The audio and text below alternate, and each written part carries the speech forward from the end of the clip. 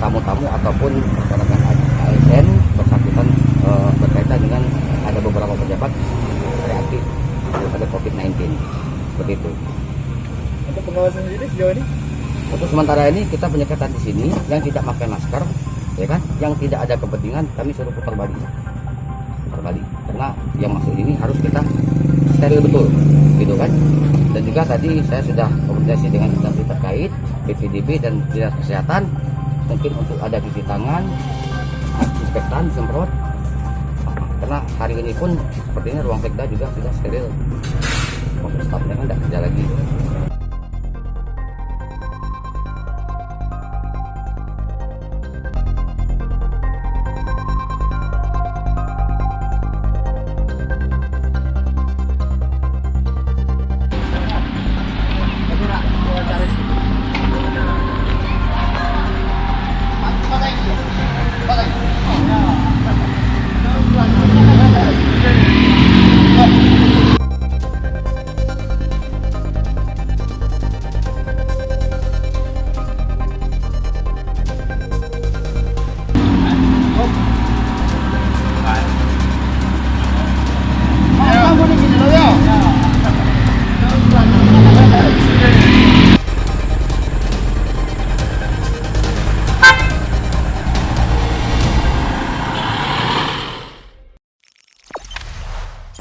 Jangan lupa subscribe, share, komen, dan like ya.